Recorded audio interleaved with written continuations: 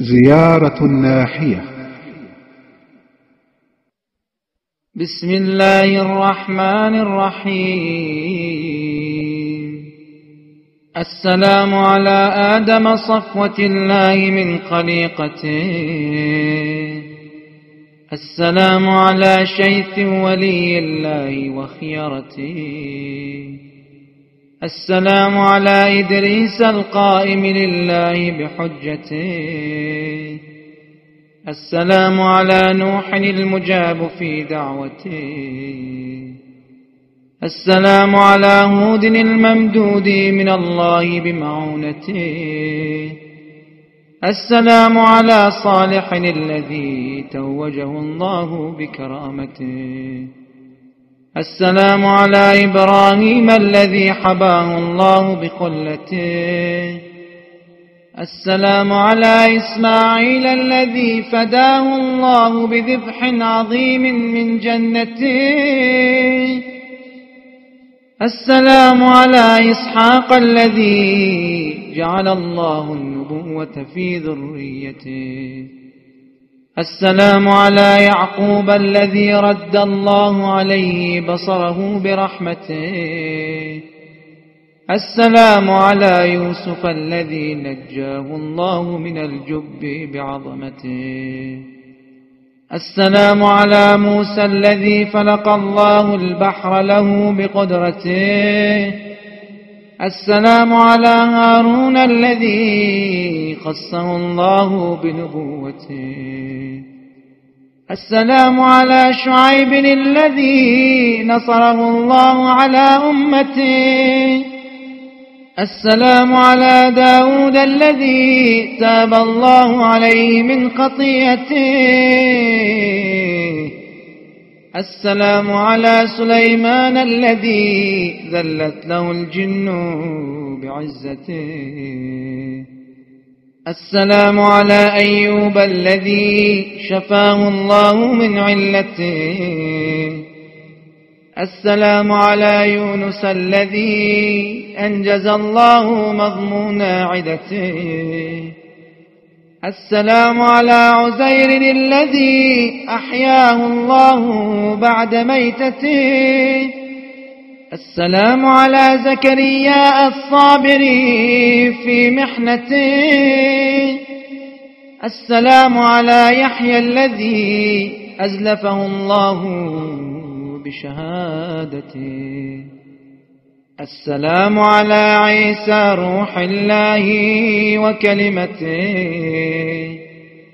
السلام على محمد حبيب الله وصفوته، السلام على أمير المؤمنين علي بن أبي طالب المخصوص بأخوته، السلام على فاطمة الزهراء ابنته، السلام على أبي محمد الحسن وصي أبيه وخليفته، السلام على الحسين الذي سمحت نفسه بمهجته، السلام على من أطاع الله في سره وعلانيته، السلام على من جعل الله الشفاء في تربته، السلام على من الإجابة تحت قبته، السلام على من الأئمة من ذريته،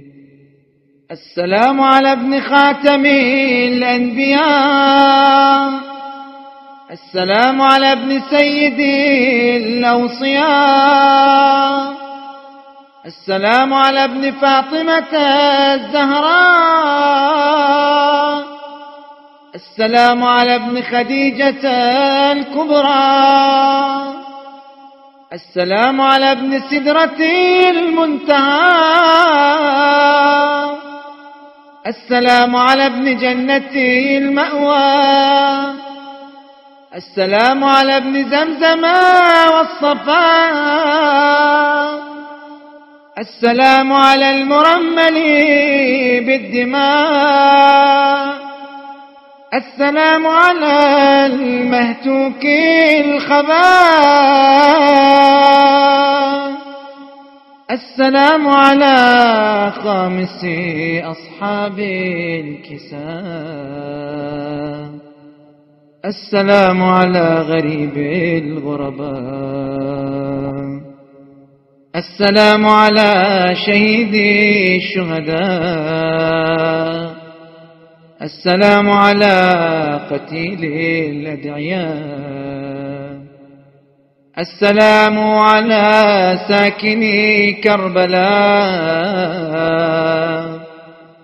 السلام على من بكته ملائكة السماء،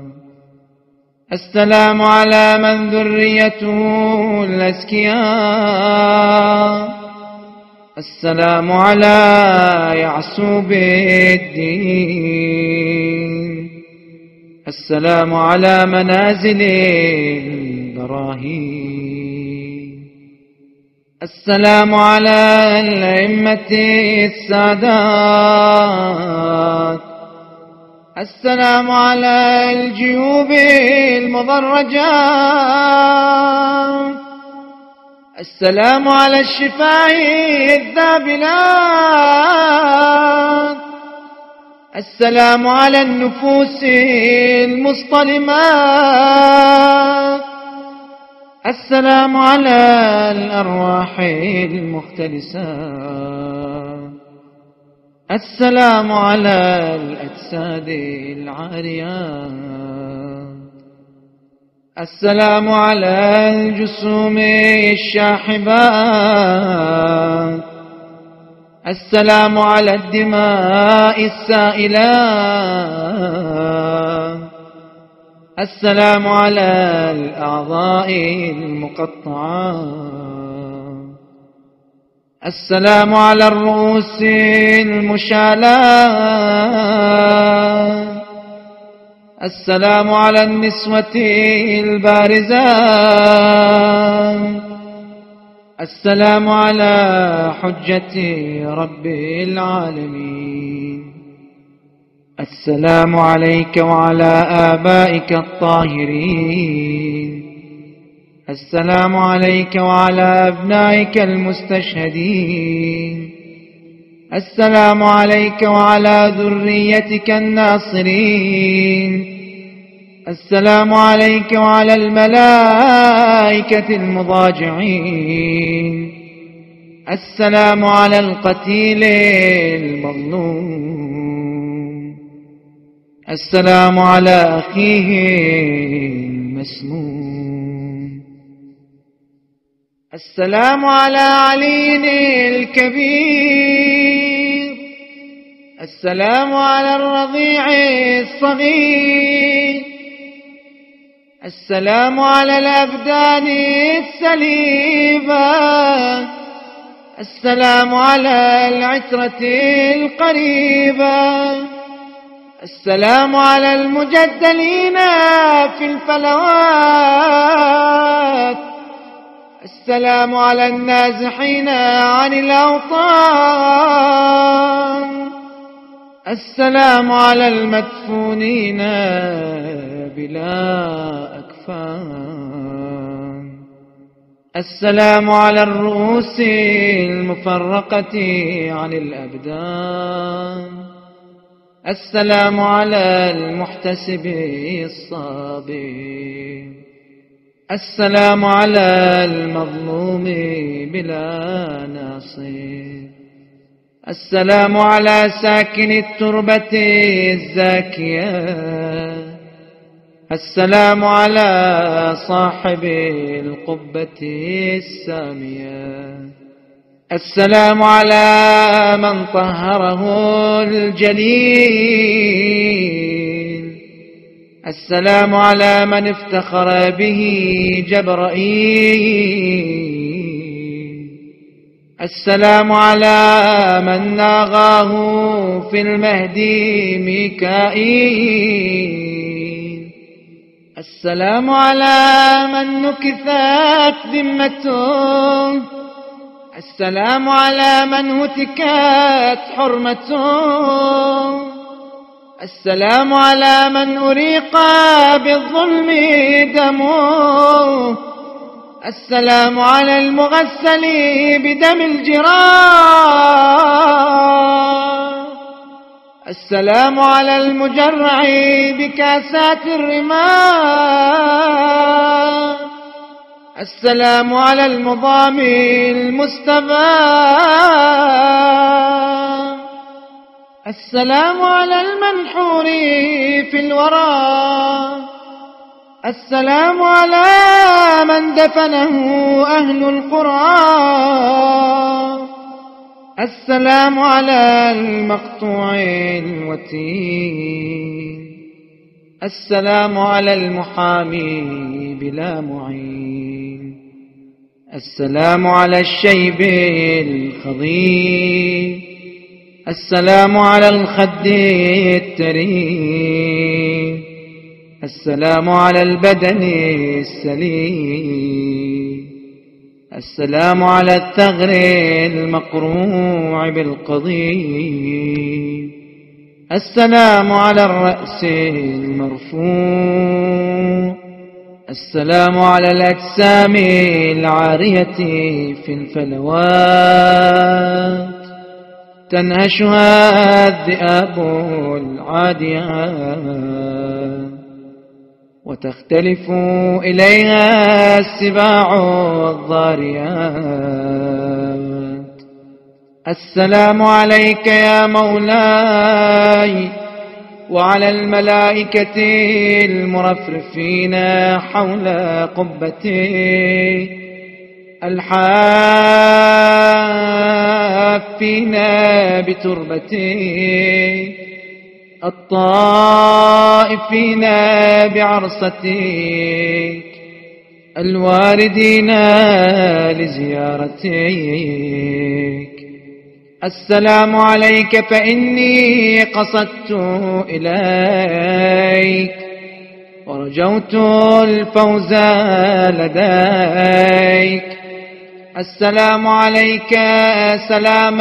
العارف بحرمتك المخلص في ولايتك المتقرب إلى الله بمحبتك البراء من أعدائك. سلام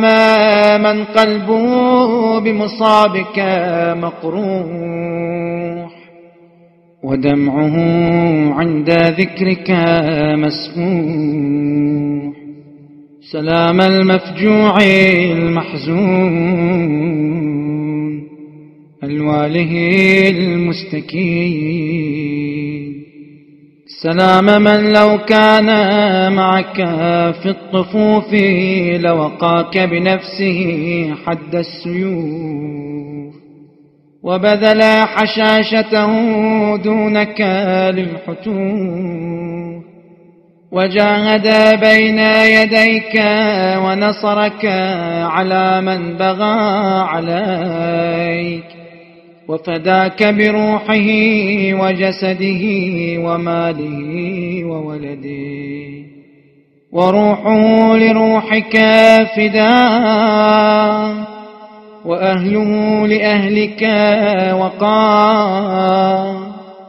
فلئن أخرتني الدهور وعاقني عن نصرك المقدور ولم أكن لمن حاربك محاربا ولمن نصب لك العداوة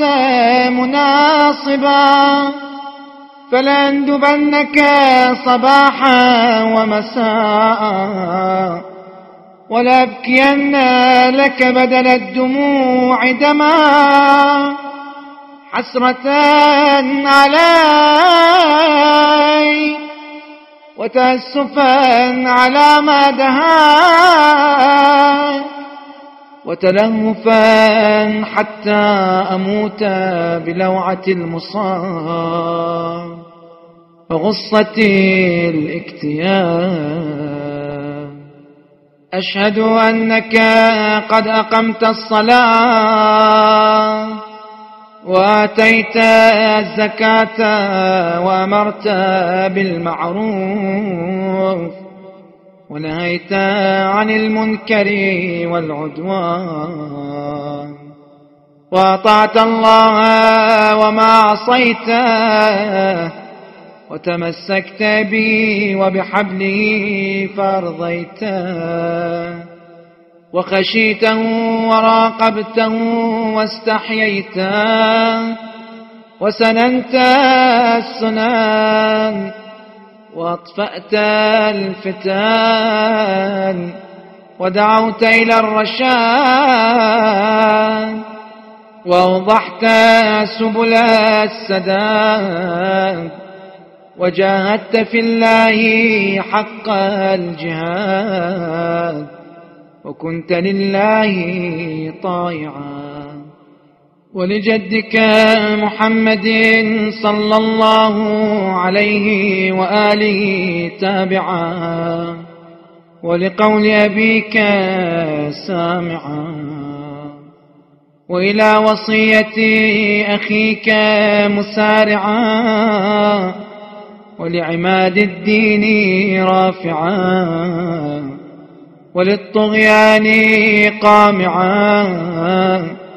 وللطغاة مقارعا وللأمة ناصحا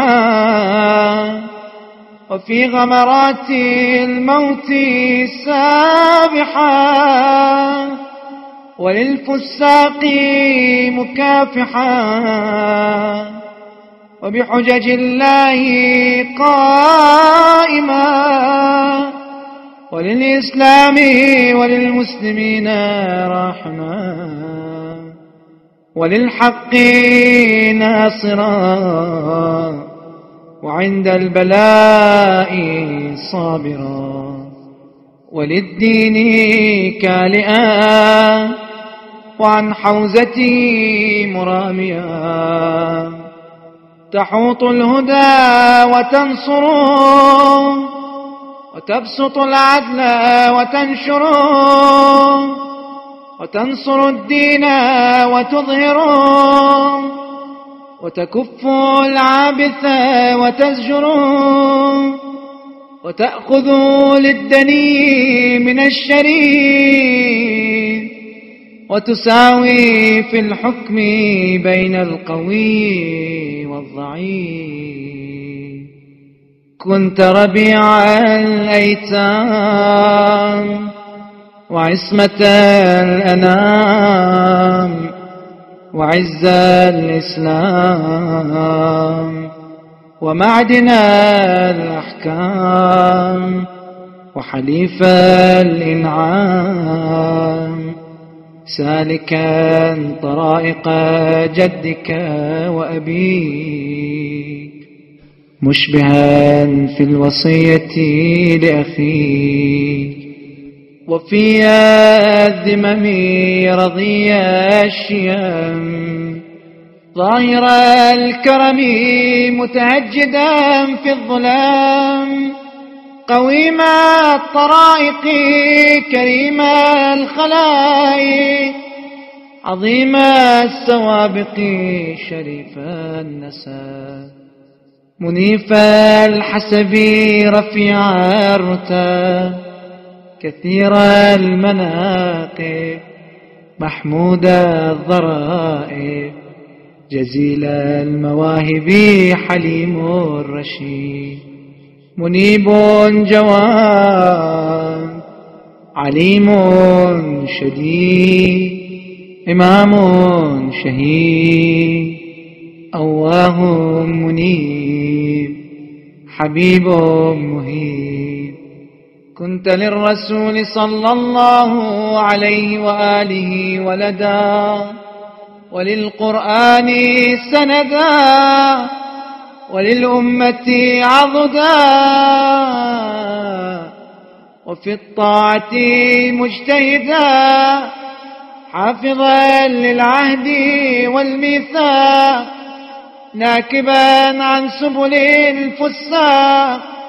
باذلا للمجهود طويل الركوع والسجود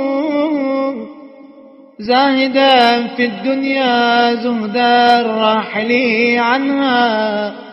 ناظرا إليها بعين المستوحشين منها آمالك عنها مكفوفة وهمتك عن زينتها مصروفة وألحاظك عن بهجتها مطروفة ورغبتك في الآخرة معروفة حتى إذا الجور مدّا باعا وأسفل الظلم قناعا ودعا الغي أتباعا وأنت في حرم جدك قاط وللظالمين مباين جليس البيت والمحراب معتزل عن اللذات والشهوات تنكر المنكر بقلبك ولسانك على حسب طاقتك وإمكانك ثم اقتضاك العلم للإنكار ولزمك أن تجاهد الفجار فسرت في أولادك وأهاليك وشيعتك ومواليك وصدعت بالحق والبينة ودعوت إلى الله بالحكمة والموعظة الحسنة وأمرت بإقامة الحدود والطاعة للمعبود ونهيت عن الخبائث والطغيان وواجهوك بالظلم والعدوان فجاهدتهم بعد الإيعاز إليهم وتأكيد الحجة عليهم فنكثوا ذمامك وبيعتك وأسخطوا ربك وجدك وبدأوك بالحرب فثبت للطعن والضرب وطحنت جنود الفجار واقتحمت قسطل الغبار مجالدا بذي الفقار كأنك علي المختار فلما رأوك ثابت الجأش غير خائف ولا خاش نصبوا لك غوائل مكرهم وقاتلوك بكيدهم وشرهم وأمر اللعين جنوده فمنعوك الماء ووروده وناجزوك القتال وعاجلوك النزال ورشقوك بالسهام والنبال وبسطوا إليك أكف الاصطلام ولم يرعوا لك ذماما ولا راقبوا فيك إثاما في قتلهم أوليائك ونهبهم رحالك وأنت مقدم في الهبوات ومحتمل للأذيات قد عجبت من صبرك ملائكة السماوات فأحدقوا بك من كل الجهات وأثخنوك بالجراح وحالوا بينك وبين الرواء، ولم يبق لك ناصي وأنت محتسب صابر، تذب عن نسوتك وأولادك حتى نكسوك عن جوادك، فهويت إلى الأرض جريحا تطأك الخيول بحوافرها، وتعلوك الطغاة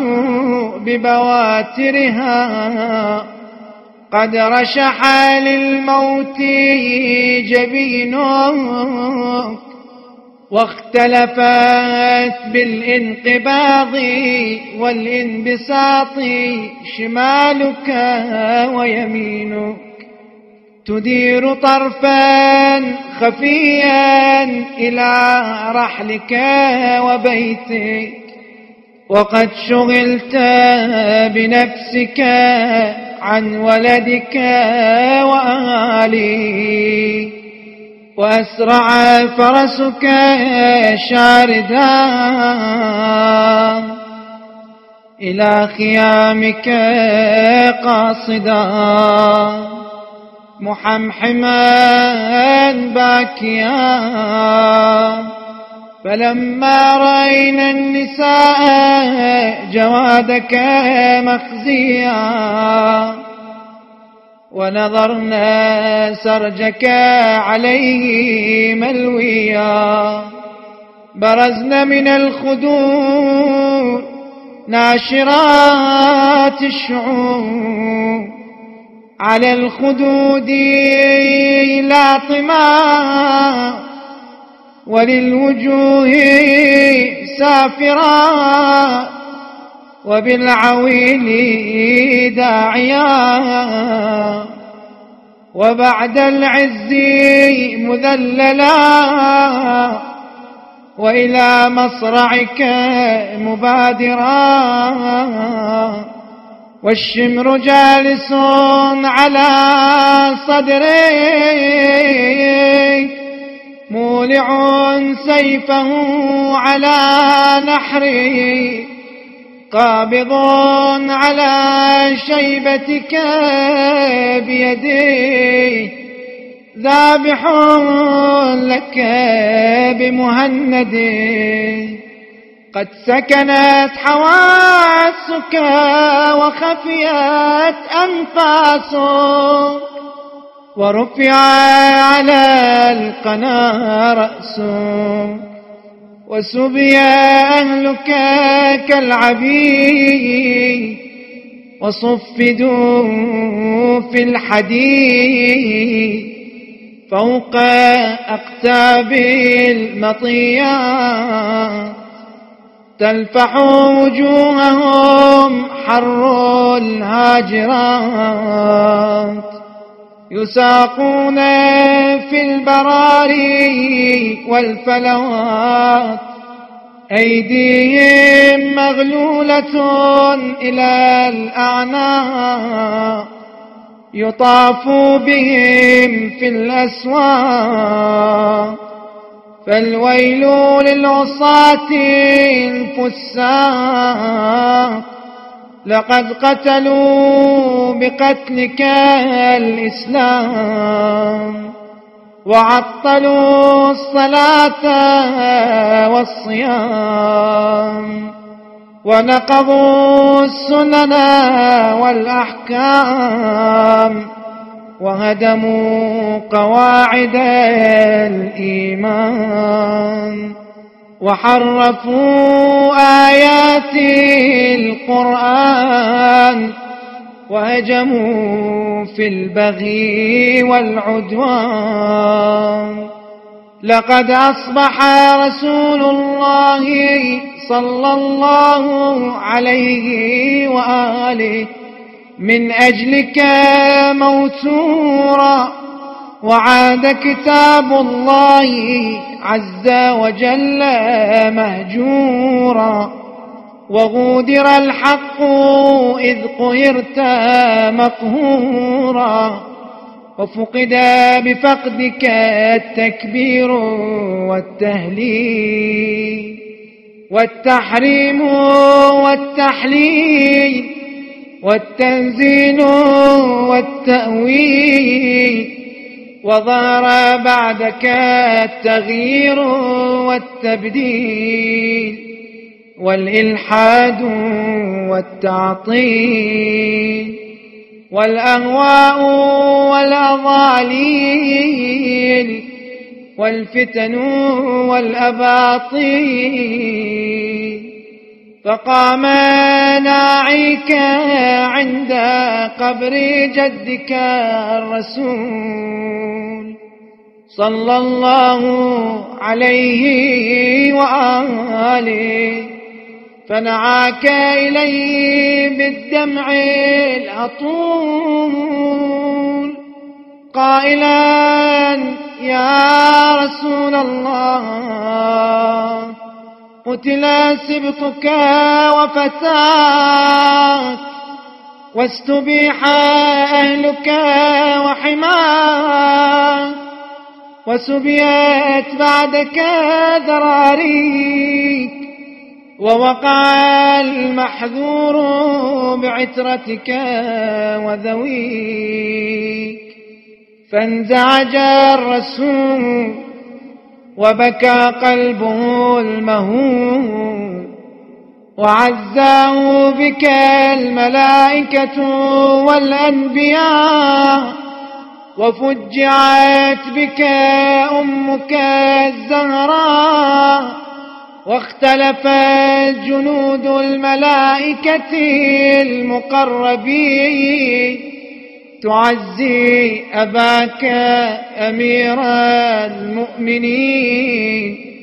وأقيمت لك المآتم في أعلى عليين، ولطمت عليك الحور العين، وبكت السماء وسكانها والجنان وخزانها والهضاب وأقطارها والبحار وحيتانها ومكة وبنيانها والجنان وولدانها والبيت والمقام والمشعر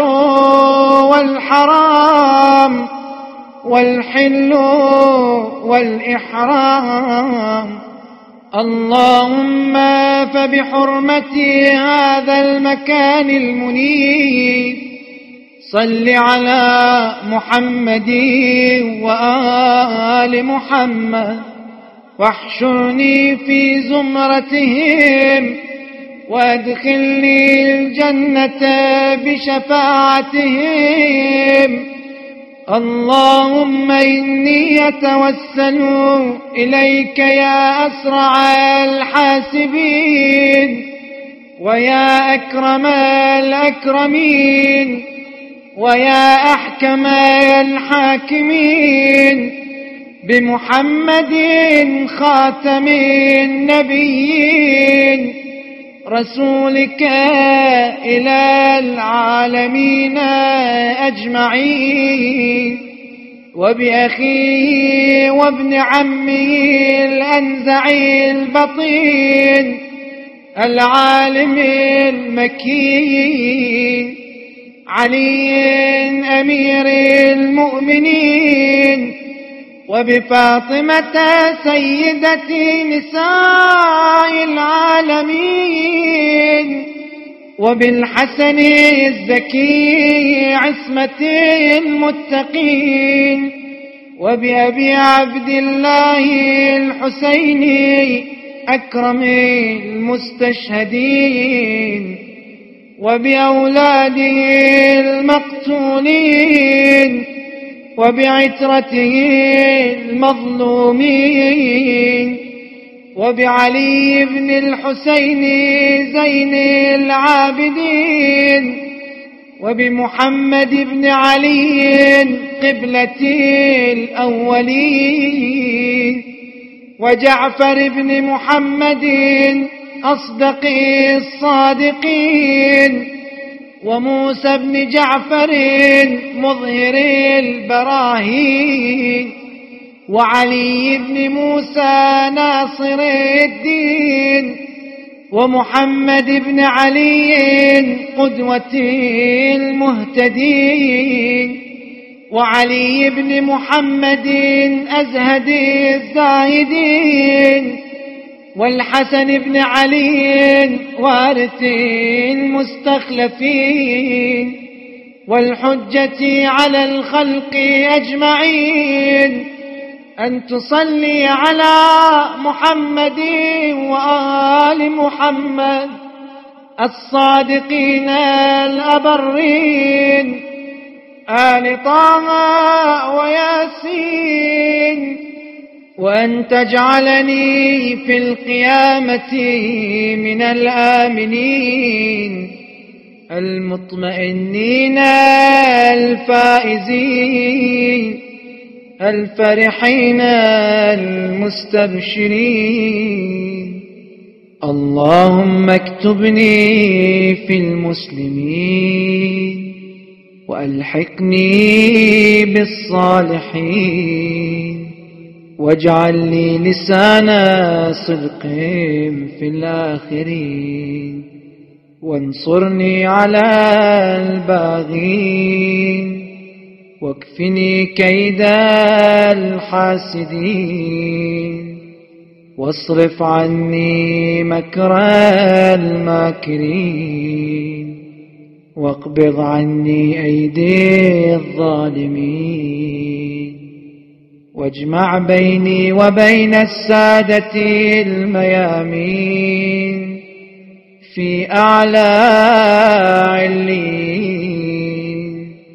مع الذين أنعمت عليهم من النبيين والصديقين والشهداء والصالحين برحمتك يا أرحم الراحمين. اللهم إني أقسم عليك بنبيك المعصوم وبحكمك المحتوم ونهيك المكتوم وبهذا القبر الملموم الموسد في كنفه الإمام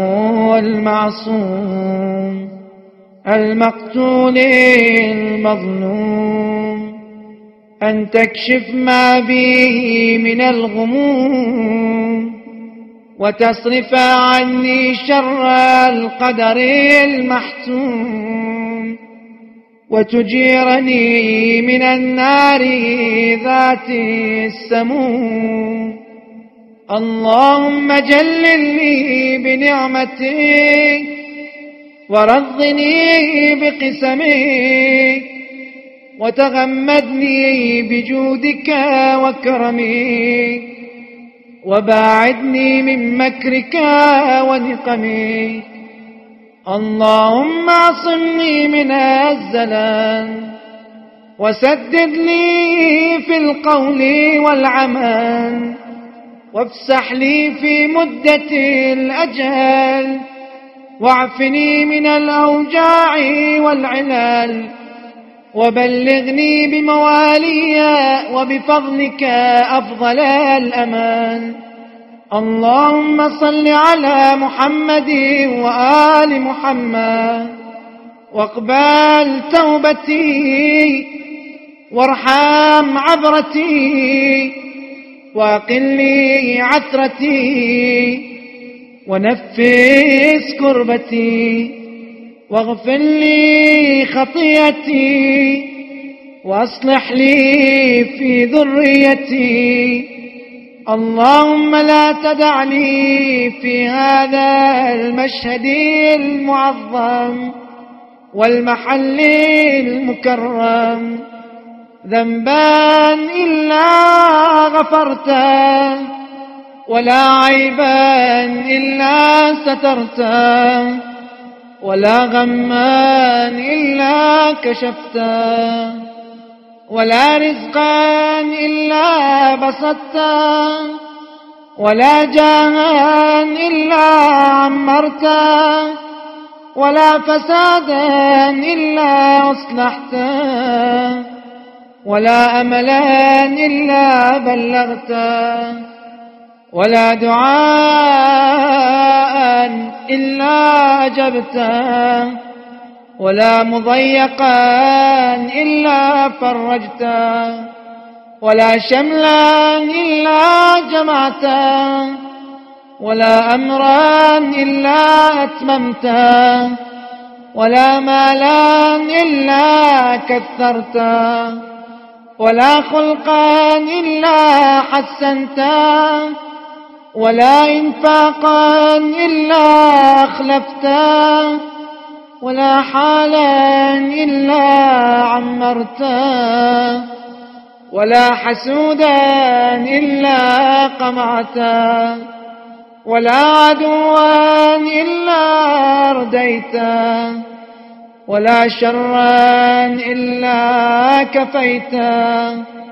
ولا مرضا إلا شفيته، ولا بعيدا إلا أدنيته، ولا شعثا إلا لممته، ولا سؤالا إلا أعطيته. اللهم إني أسألك خير العاجلة وثواب الآجلة. اللهم أغنني بحلالك عن الحرام، وبفضلك عن جميع الأنام. اللهم إني أسألك علما نافعا، وقلبا خاشعا، ويقينا صادقا، وعملا زاكيا، وصبرا جميلا، وأجرا جزيلا. اللهم ارزقني شكر نعمتك علي، وزدني في إحسانك وكرمك إلي، واجعل قولي في الناس مسموعا، وعملي عندك مرفوعا، وأثري في الخيرات متبوعا، وعدوي مقموعا. اللهم صل على محمد وآل محمد الأخيار في آناء الليل وأطراف النهار، واكفني شر الأشرار، وطهرني من الذنوب والأوزار، وأجرني من النار، وادخلني دار القرار، واغفر لي ولجميع إخواني فيك، وأخواتي المؤمنين والمؤمنات.